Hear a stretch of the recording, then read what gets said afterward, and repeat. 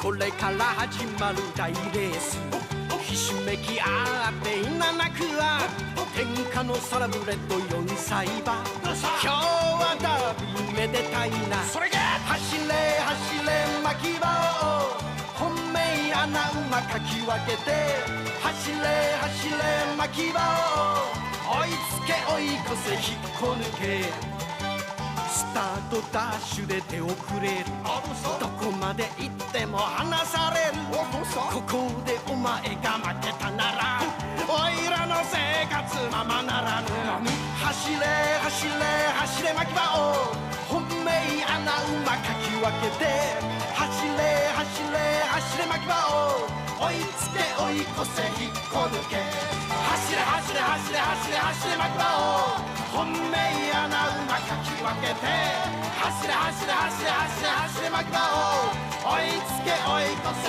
引っこ抜け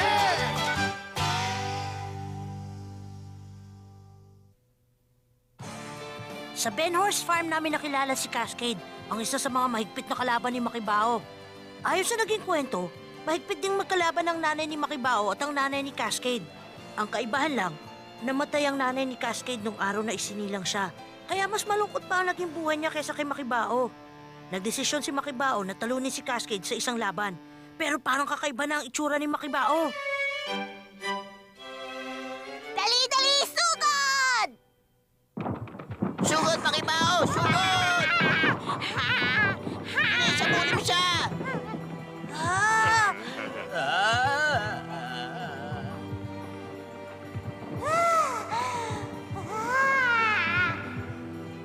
Pambira! Palayo ng palayo yung kalaban natin. Pero pagpatuloy lang natin, Makibao. Kailangan hindi tayo bumitaw sa plano. Makibao, sumugod ka!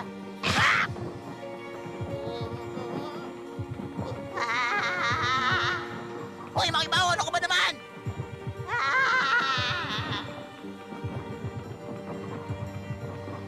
Hoy, ano ba nangyayari sa'yo? Sinabi kong kaya mo yan!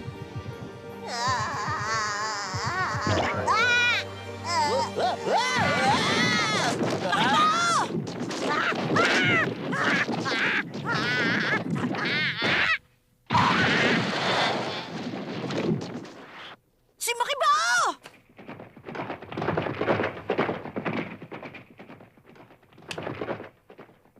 12.2 seconds, 200 meters. Ordinary lang pala kung ganon. Ibig sabihin, ordinaryo pa yun? Nakakagulat naman. 2 taon pa lang siya pero kaya niyang tapusin ang 200-meter dash sa loob lang ng 12.2 seconds. Wala pa ako nakita kabayan na kasing galing niya. At kung magpapatuloy pa ang improvement niya, walang duda na si Cascade na nga ang susunod na #1 racehorse sa buong mundo. Ano nangyari sa alaga mong buriko, Kaislaw? Anay ko po, ang sakit ng tama ko, ha? Makibao! Makibao! Makibao! Uy, gumising ka! Makibao! Makibao, anong nangyari sa'yo? Makibao! Mataro, tumawag ka ng veterinaryo. Bilisan mo, dali! Ano ba namang klaseng buriko yan? Hindi ito ang oras para matulog, no? Makibao! Bilis, ihatid niyo na sa ospital kung ayaw niyo pang mamatay ang alaga niyong aso. Huh? O bakit, ha? Mali ba yun? Hoy, bata! Huwag kang umarte dyan! Kung ano man ang gusto mong sabihin sa akin, sabihin mo na! Ha?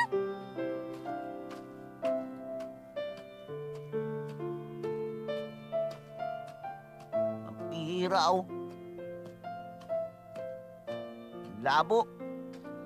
Hindi niya man lang kami tinignan. Natapos ng karera at lahat. Wala na. Wala na mga pangarap ko.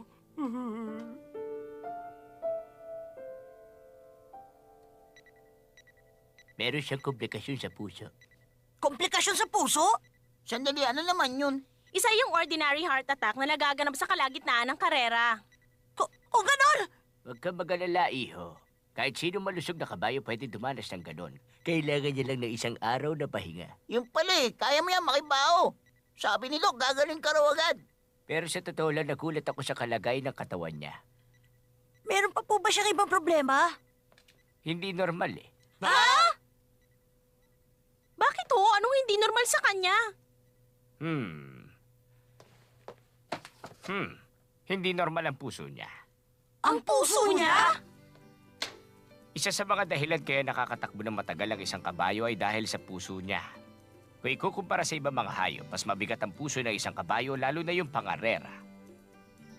Kaya nga nang nasabi ko dati, ang ratio ng heart to body weight ng kabayo, lalo na yung ginagamit sa karera, ay 1:100. Ang isang 500 kilogram na kabayo, 5 kilograms ang puso niya. Nakakagulat ang impormasyon na yon, di ba? Pagdating sa tao, ang ratio ng heart to body ay mga 0.4:100. Pagdating naman sa mga baboy, may bigat na 0.3 ang puso nila. Tama po ba ako, Doc? Oo, tama. Pero naiiba talaga ang kaso ng burikong to dahil ang heart to body weight ratio niya ay 4:100 kilograms. Ano? 4:100? Ibig sabihin, makakatakbo na siya na kasing bilis ng isang malaking kabayo? No! Hindi lang kagaya ng ordinaryong kabayo. O heto, kung ang isang 4 na toneladang truck at isang kotse ay may parehong makina, sa tingin nyo, sino makakatakbo na mas mabilis sa kanilang dalawa?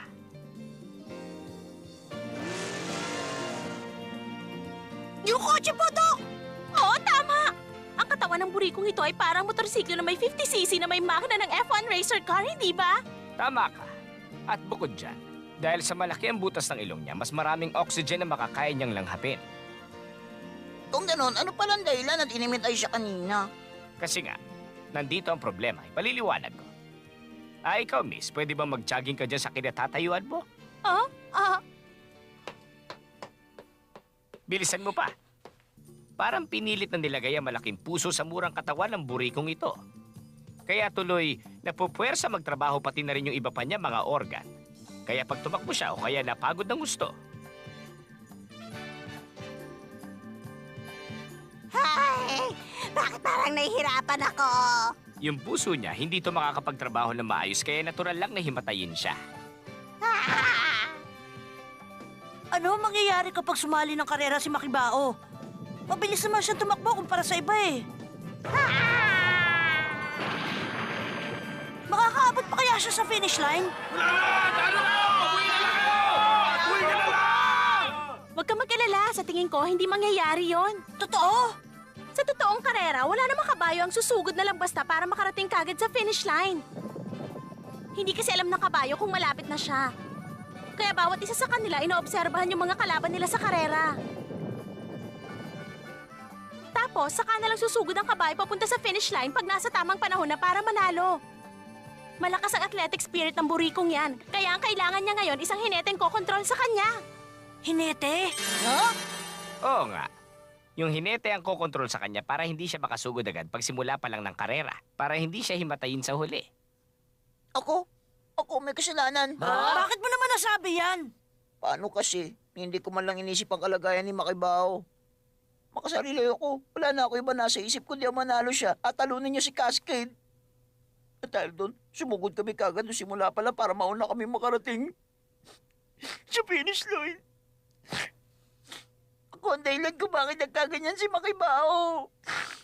Kasalanan ko. Kasalanan ko.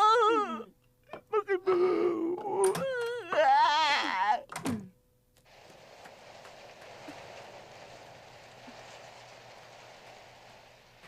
Ayun! Mang Islaw, ayos lang ho ba kayo? Huwag niyo na hong alalahanin si Makibao. Ang sabi ng doktor, ayos lang naman daw siya.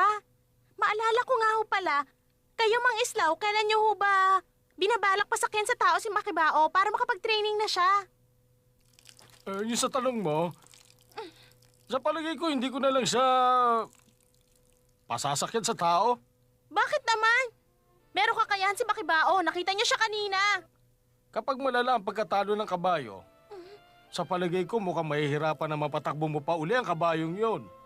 Alam mo, ang totoo nga niyan, kahit noon pa ay na talagang tumakbo ni Makibao eh. Nagkaroon siya ng phobia, meron kasi nangyaring hindi maganda noon. Gaya na lang nung nangyari sa nanay niya si Midori. Hindi ako naniniwala. Alam ko naman na hindi totoo ang sinasabi niyong yan. Meron pa mararating si Makibao.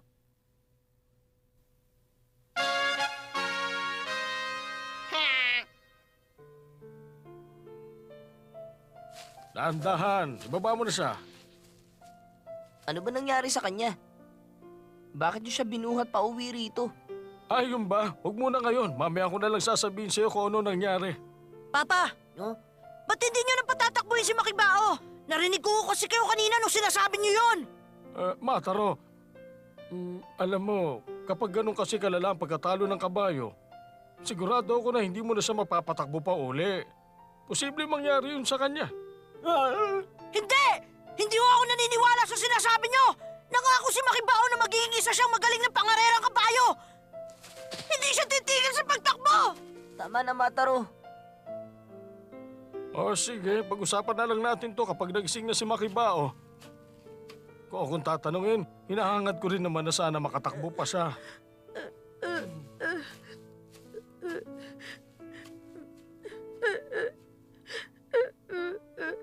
Makibao!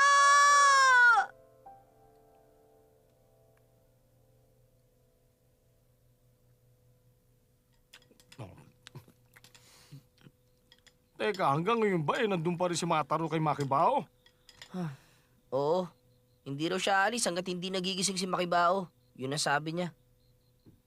Ganun ba? Oo nga pala.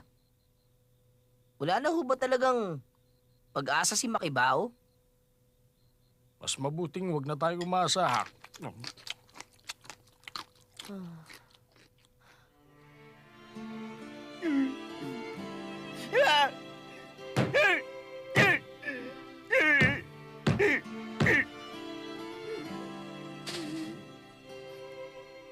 Kasalanan ko to.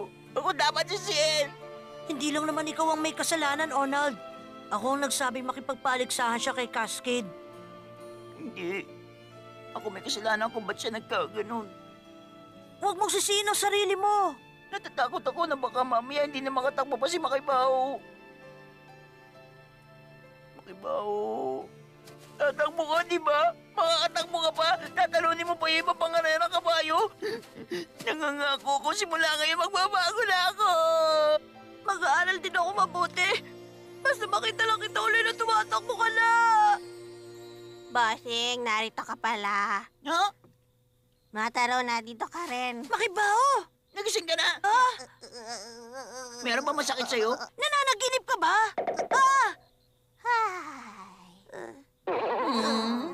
Sa tingin ko gising siya. Ha? Ha? Oh! Huwag ka mag-isip ng kahit na ano. Bakit naman? Huwag ka na mag-isip. Magpahinga ka lang. Paano kasi meron akong naalala? Parang natatandaan ko kanina nandun ako sa Ben Horse Farm. At saka...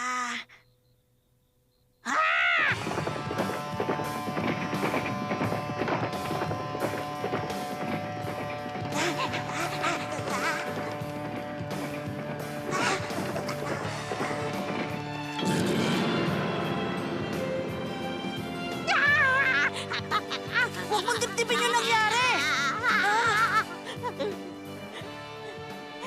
Naalala ko na natalo nga ako sa karerang yon. At saka grabe talaga yung pagkatalo ko na yon. Makibao! Kalimutan mo na lang yun. Alam mo, hindi ka talaga mananalo kasi hindi ka naman sanay sa lugar ngayon. Samantala si Cascade, doon siya mas sanay eh.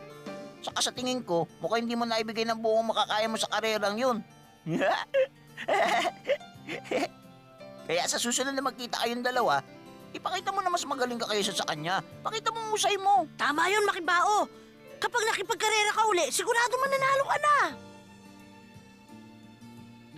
Nakakainis. Ha? Yun nga palang malaking itim na kabayong si Cascade. Ang bilis-bilis niya talaga na tumakbo. Oo nga, mas mabilis siya sa'yo ng konti. Hindi lang konti. Talagang mabilis siya sa akin. Kahit anong bilis ng takbo ko, hindi ko siya mahabol. Kahit anong gawin kong takbo, ang layo niya pa rin sa akin. Huwag ka mag-alala, Makibao. Sa susunod, matatalo mo na ang Cascade na yun. Oo, tama. Kahit maglaban ulit kami, wala nang kwenta yon. Ayoko na. Ha? Para sa akin, tama na yung naranasan ko. Ayoko nang maulit yon. Tama na sa akin ang isang pagkatalo.